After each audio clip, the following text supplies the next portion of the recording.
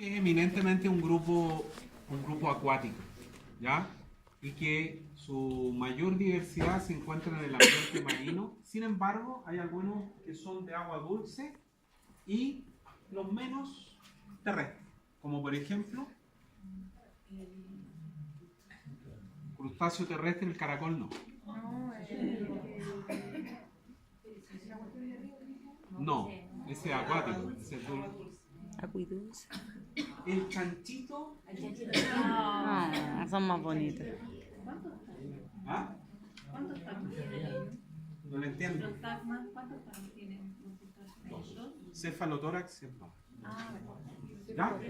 ya. ¿Cómo diferencio un crustáceo de un insecto? Por los tagmas, por las patas, y además tienen dos pares de antenas y los apéndices son birrameados. Son dobles. ¿Se acuerdan cuando vimos en el práctico la aleta natatoria? ¿Se acuerdan qué era eso? Sí. ¿O no? ¿O no se acuerdan nada? La parte de atrás. Ahí, eso. Ah, ya. La aleta natatoria era esta, ¿cierto? Que tenía 5 lóbulos. El central, se llamaba telson, y los otros 4, urópodos. Ahí se ve claramente que los apéndices son birrameados, porque son dobles.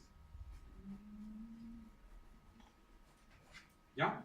En la gran mayoría de los apéndices se ve. ¿Ya? Pero ahí donde se puede ver muy claramente. En los insectos y en los miriápodos, los apéndices son unirrameados, con una sola rama. Los que son acuáticos respiran ya sea marinos o dulceacuícolas por branquias. ¿Y cómo respiran los de tierra entonces? Escribieron. Escribieron.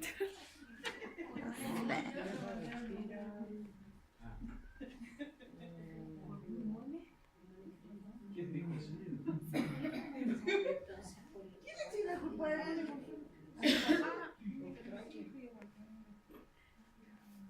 Pulmones.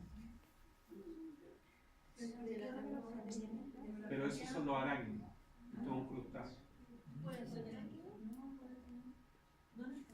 ¿Usted ha visto un pescado que pueda respirar en el aire?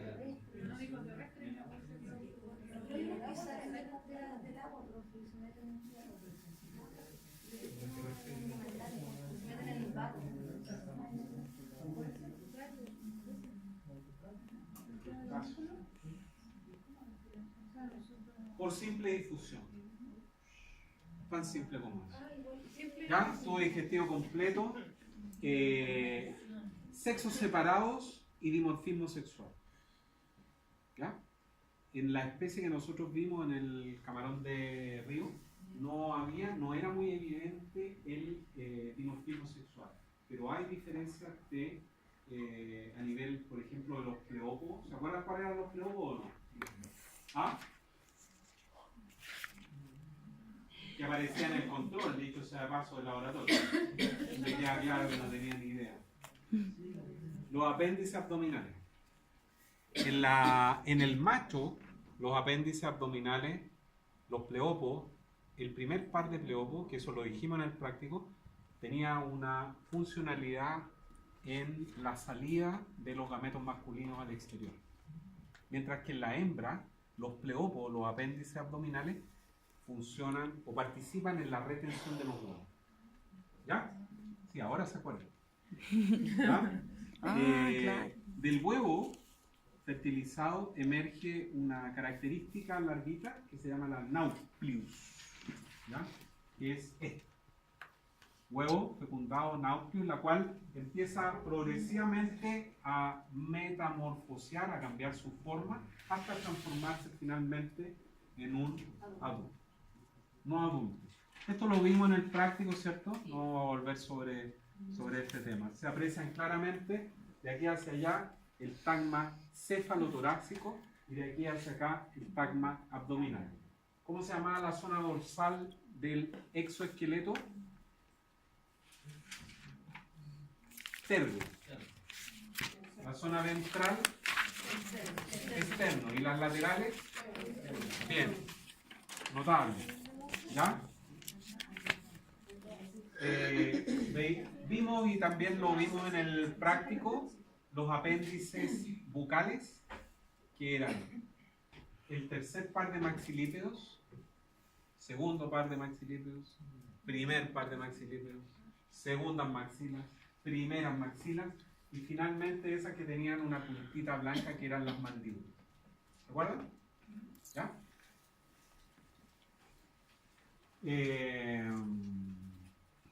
Aquí algo que no se veía tan bien cuando hicimos la disección, que particularmente los crustáceos, la zona lateral del tergo, que en nuestro grupo lo hicimos levantar esa parte, la zona lateral se llama branquiostergito. Branquiostergito. ¿Y por qué se llamaba así? Porque internamente se ubicaban las branquias, que están asociadas a las patas. Es decir, cuando los crustáceos caminan, favorecen la oxigenación de las branquias. Y es decir, pueden respirar mejor. ¿Ya? Esta es una vista lateral. Ahí está el abdomen, y ahí está el cefalotórax, ahí está el ojo. ¿Ya? Branquiostergito. Los atelocerata, un solo par de antenas, ¿ya?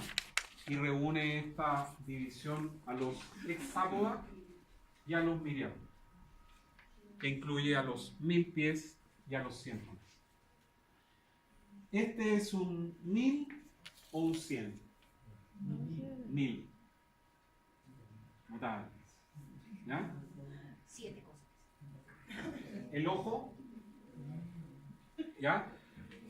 Además hay otra diferencia. Los 1000 pies son fitófagos o saprófagos. Se alimentan de pequeñas algas, pequeños vegetales o materia en descomposición. ¿Ya? Mientras que los 100 pies son carnívoros. No sé si han visto que estos monos que hay en Madagascar, que son los lemures, ¿conocen los lemures? ¿Los han visto? ¿Ah? Sí, sí. ¿Ya? Una especie en particular de 1000 pies que ellos tienen ahí, lo utilizan para dos cosas.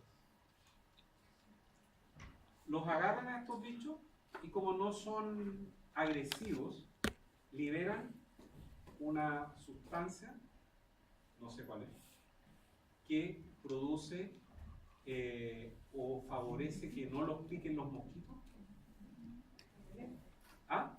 Una especie de repelente, pero además produce un estado de jolgorio en los bichos y entran como en una, como que quedan medio volados. Cuidado con salir a buscar una de estas cuestiones, levantar las piedras y, ¿ya? Exacto. ¿Ya? Vamos a hacer un control de psicotrópicos. Se fue a Astudillo ya, afortunadamente, para que traiga algún té, alguna cosa. ¿Ya? Se ve claramente ahí el exoesqueleto y la formación ahí de estos. ¿Ya? Ahí está otra vez. Respiran a través de tráqueas, 2 tagmas, cabeza y el cuerpo, y excreción también a través de túbulos de mandíbula. Finalmente los hexápoda, que tienen 3 tagmas, cabeza, tórax y abdomen. Esto es una pulga, ¿cierto? ¿Ya? Y estos bichos son particularmente, como son tantos, los artrópodos en general son, pongamos un número, 1.200.000 especies, por dar un número. Y los insectos por sí solos son 1 millón. Muchos. Entonces, están, igual que las suegras, metidos en todos lados. ¿Ya? Están metidos en todos lados. En todos los ecosistemas hay insectos y artrópodos en general. Y eso posibilita o influye directamente en que estos bichos participan en las cadenas tróficas y mantienen, conjuntamente con otros animales, las cadenas tróficas, como digo, y la vida sobre el planeta. Basta pensar que los artrópodos, y específicamente los insectos, polinizan las plantas. Sin polinización no hay alimento. ¿Ya? Alimentos que nos alimentan y alimentos que sirven para degustar y chanchar, como por ejemplo el chocolate. Única y exclusivamente polinizado por un tipo de mosca particular. Sin esa mosca no hay chocolate. ¿Ya? Así que, pero también otros insectos son portadores y actúan como vectores de enfermedades como las pulgas, que en la Edad Media casi hicieron desaparecer a nuestra especie por la inoculación, por la picada de una bacteria, ¿cierto? La Yersinia pestis, que casi diezmó nuestra población. ¿Ya? Y otros son considerados plagas, etc. ¿Ya? Algunas cosas ya las hemos conversado, así que tal vez esta característica ha posibilitado el éxito de los artrópodos y específicamente de los insectos. Se alimentan prácticamente de cualquier cosa.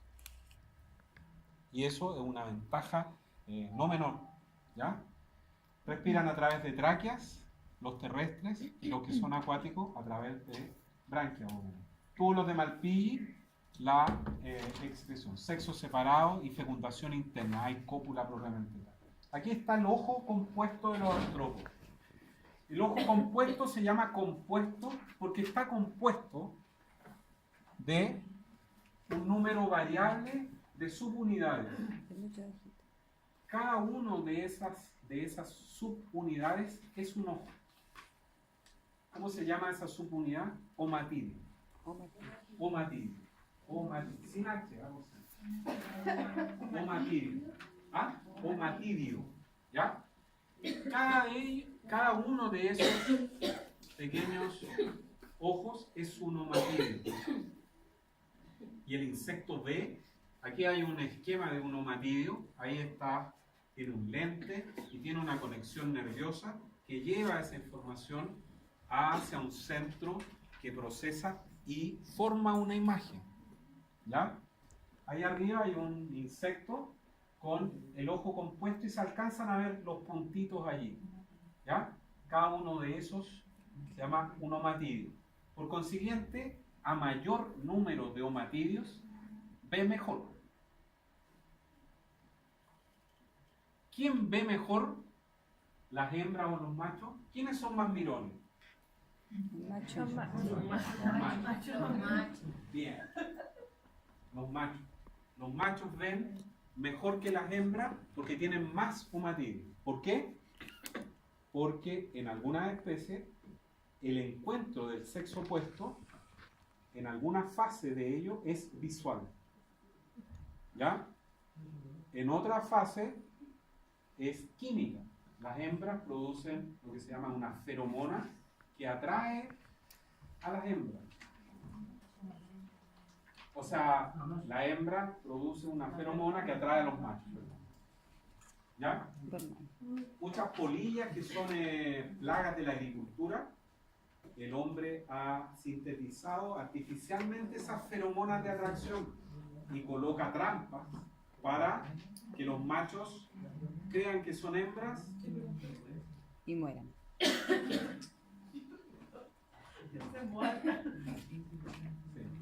como le pasó a Ronaldo, una cosa parecida. ¿Ya? Aquí están las piezas bucales características de un insecto tipo que es la langosta. Está el cripio, el labro, las mandíbulas, las maxilas estas verdes y finalmente esto morado, el labio que va a cerrar la cavidad interna, la cavidad bucal por la parte inferior. Clipio, labro, mandíbulas, maxilas y el labio. ¿Ya? Pero ¿qué es lo que pasa?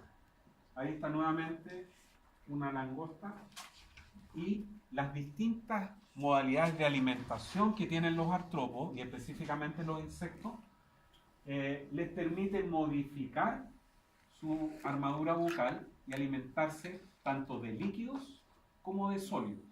Este se alimenta de sólidos, son típicamente fitófagos. La gran mayoría de los insectos son fitófagos. Se alimentan desde las raíces de una planta hasta los frutos. ¿Ya? Pero hay muchos que se alimentan de líquidos, como por ejemplo, este es el esquema de una abeja de miel. ¿Cómo se forma eso? Porque esta estructura amarillita, que la langosta es de esta forma, esta es la maxila, en una abeja de miel, vean lo que pasa, se alarga. Esta estructura, que es bien compacta en una langosta tipo, ¿qué le pasa acá? Se alarga. Y cuando una abeja introduce su probóscide, su trompita, dentro de una flor, esto se fusiona y forma como una especie de tubo y succiona el néctar. Una mariposa solo se alimenta por esto amarillo, que forma un tubo que la mariposa introduce dentro de la flor y succiona a través de esto. Como quien se toma una bebida con una de estas bombillas, una cosa parecida. Solo una pieza, no tienen ni esto rojo, ni esto verde, solo tienen esto, ni esto tampoco. Y esta es la representación de un zancudo, de una hembra de zancudo, que son las hembras. Fíjense qué es lo que pasa con todas las piezas bucales. Están todas, la roja, la amarilla, la verde, la celeste, pero todas delgadas y alargadas. Prácticamente hacen indetectable cuando lo pica a uno un zancudo, no se da cuenta muchas veces. ¿Ya? Y todo esto funciona formando un tubo muy delgado que la hembra se posa y puede succionar sangre. Esta característica y el hecho que los insectos prácticamente tienen una alta tasa de fecundidad, es decir, una hembra coloca 100 huevos, por así decirlo, y los 100 huevos van a eclosionar y probablemente 98 van a llegar a ser un adulto. Constituyen elementos que, y otros, por supuesto, que han posibilitado que este grupo sea tan exitoso para tener 1 millón de especies y tener una antigüedad de 500 millones de años. Se extinguieron los dinosaurios y los insectos siguieron ahí. Cuando apareció el DDT, ¿han escuchado el DDT? ¿No? DDT. El DDT fue un compuesto químico que se utilizó, que crearon los alemanes o por ahí, en Europa, digamos, no estoy seguro que sean los alemanes, y que cuando se creó por ahí por 1939, dijeron, aquí se acabaron los insectos. DDT, hoy día el DDT está prohibido porque además tiene efectos cancerígenos. Muchas veces cuando uno ve estas películas de los campos de concentración y a la gente se ve que le están echando unas cuestiones en la cabeza o en todo el cuerpo, eso era DDT, que es cancerígeno. Bueno, en esa época no se sabía. ¿Ya? Igual lo hubiesen hecho. En una primera etapa se pensó que iban a desaparecer los insectos. Bueno, han pasado 60, 70 años y las cosas continúan igual y peor incluso. Porque ¿qué pasa? Que los insectos además tienen otra capacidad que también uno debe sumarla al hecho que comen prácticamente cualquier cosa, que tienen una alta tasa reproductiva y que tienen la capacidad de mutar, de cambiar y de hacerse resistente a los insecticidas. Mucho, y por eso pasa una cosa parecida a lo que ocurre cuando a uno tomaba de manera indiscriminada antibióticos y se hacían resistentes las bacterias. Los insectos les pasa una cosa parecida, algo más lento que las bacterias sí, pero se hacían resistentes. Entonces el hombre fue cada vez haciendo insecticidas más fuertes, contaminando el agua, contaminando el suelo, etc. Así que eso no es menor, ¿ya? Los insectos, como ya hemos visto, crecen a través de lo que se denomina una metamorfosis, que específicamente en los insectos es de dos tipos. Una metamorfosis holometábola o completa que incluye las fases de huevo, larvas, pupa y adulto, como por ejemplo la mariposa. Y la otra modalidad es la metamorfosis incompleta o hemimetábola, que incluye las fases de huevo, ninfas y adulto.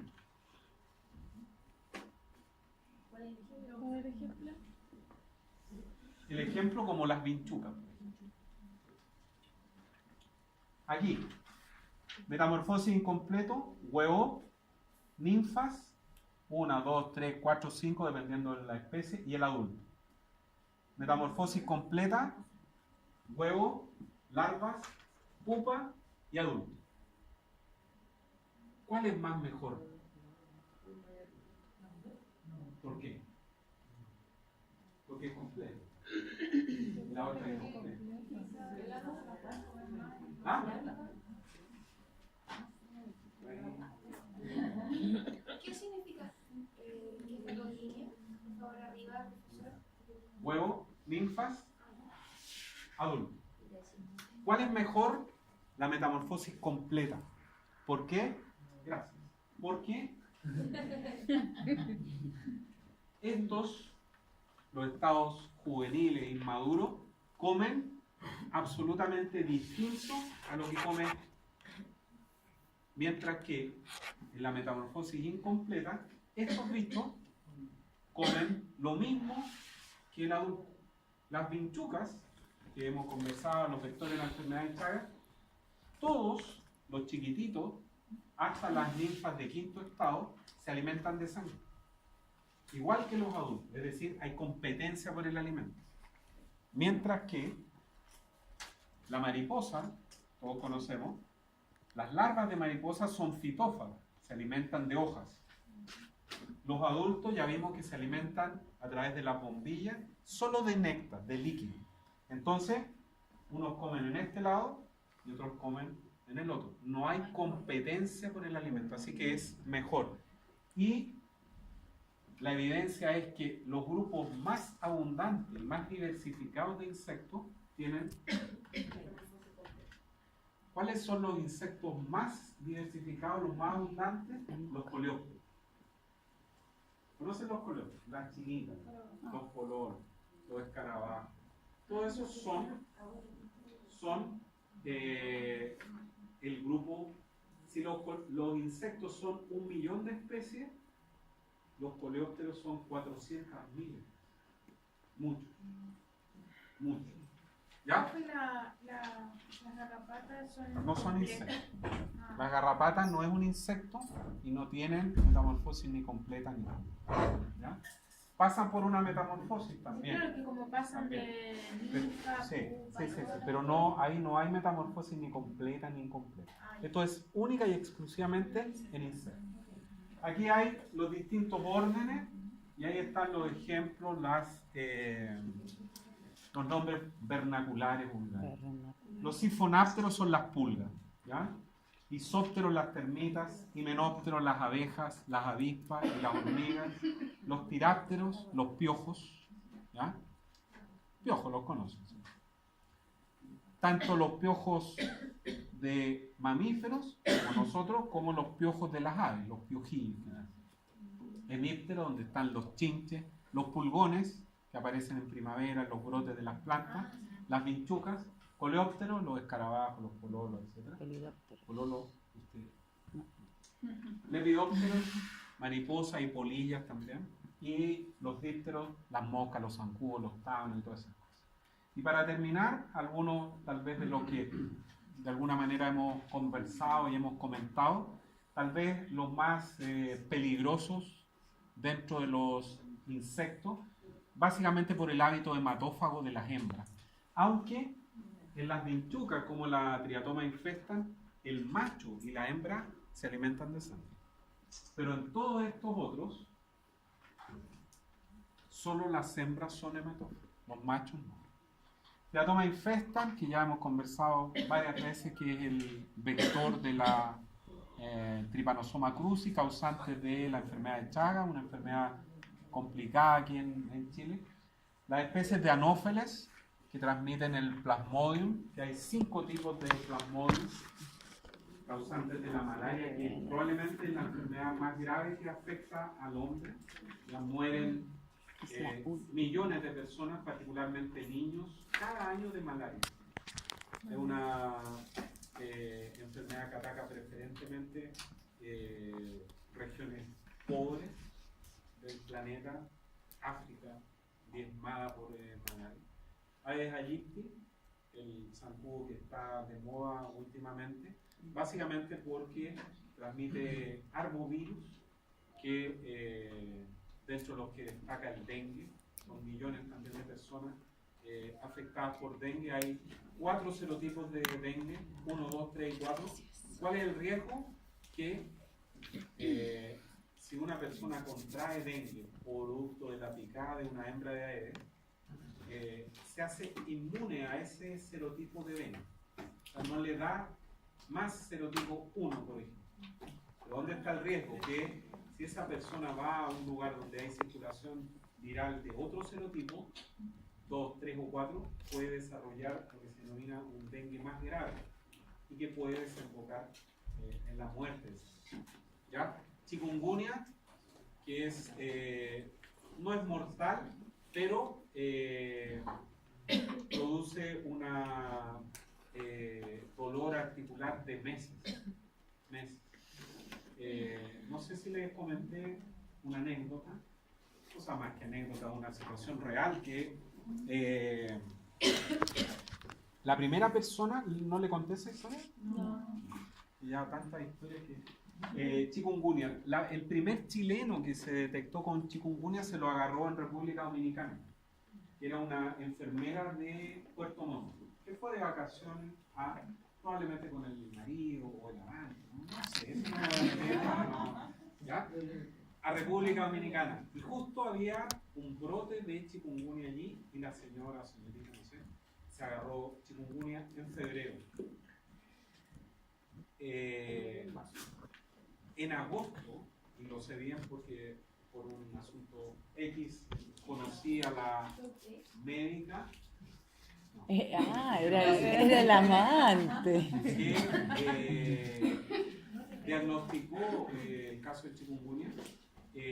Era agosto y la persona todavía tenía dolores articulares. Agosto, mes 8, mes 2, o sea, 6 meses habían pasado y todavía dolores. ¿Ya? Zika, complicado por la asociación que descubrieron los brasileños de mujeres embarazadas en el primer trimestre que contrajeron Zika y que tuvieron niños con microcefalia, ¿cierto? Y también Zika en otros lugares como toda la Polinesia francesa, de estos síndromes de Guillain-Barré con todo este compromiso neurológico. Fiebre amarilla en el verano, que murieron 2 chilenos en Brasil, ¿se recuerdan? Con fiebre amarilla, y que es tal vez una de las enfermedades, como todas en realidad, pero son más desconocidas, pero esta es la representación viva de cómo aparecen las enfermedades. La generación espontánea no existe. No existe la generación. ¿Cómo aparecen las enfermedades? Porque es el hombre que invade ciertos ambientes. ¿Ya? Por alimentación, por habilitar áreas de cultivo, etcétera, etcétera. Entonces, el hombre invade allí y queda expuesto a virus que circulan de manera natural entre los animales. ¿Cuál es el reservorio natural de la fiebre amarilla, del virus de la fiebre amarilla? Los monos. Los monos. El hombre invade allí y queda expuesto a que lo piquen los zancudos que pican a los monos. Que no son Aedes, son otra especie, Hemagobus. ¿Ya? ¿Y cómo llega el virus a las ciudades? Porque las ciudades van creciendo, van creciendo, van creciendo, y los monos se meten a las ciudades muchas veces. Y hay Aedes aegypti en las ciudades porque es un bicho urbano, se infecta y después viene y pica a una persona y aparece la fiebre amarilla urbana. ¿Ya? Culex pipiens, que es el típico zancudo que hay aquí en la playa, que es una especie cosmopolita y que transmite una serie de virus, pero tal vez este es el más delicado, el virus del West Nile, que produce, por lo menos en Estados Unidos, todos los años como 2.000 muertos. ¿Cuál es el riesgo de que llegue a Chile? Alto. ¿Por qué? Porque ¿dónde se aloja y dónde se replica el virus? En las aves, específicamente en las aves migratorias, que Chile recibe a lo largo de toda su costa, muchas, que vienen ¿de dónde?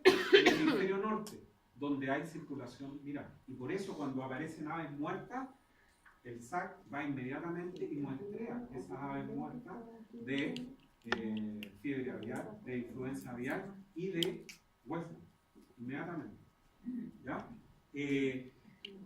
Virus del West Nile, del Nilo del Oeste. ¿Dónde apareció? En el Nilo Oeste, fíjense usted. En África. Y de allí ha ido avanzando a Europa. América del Norte llegó en 1994 o 98. Y la primera vez que se detectó virus del West Nile en América del Norte fue en Nueva York, en el zoológico de Nueva York. Y la primera ave que murió fue un flamenco chileno. El chileno es que no podía hacer otra cosa. Un flamenco chileno, lo primero.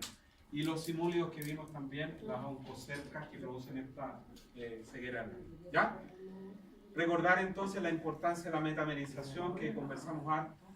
Y bueno, toda la morfología de los artrópodos y los anelios. Recuerden la diversidad de estos bichos, que es lo más abundante que tenemos acá. Así que nos vamos antes que yo.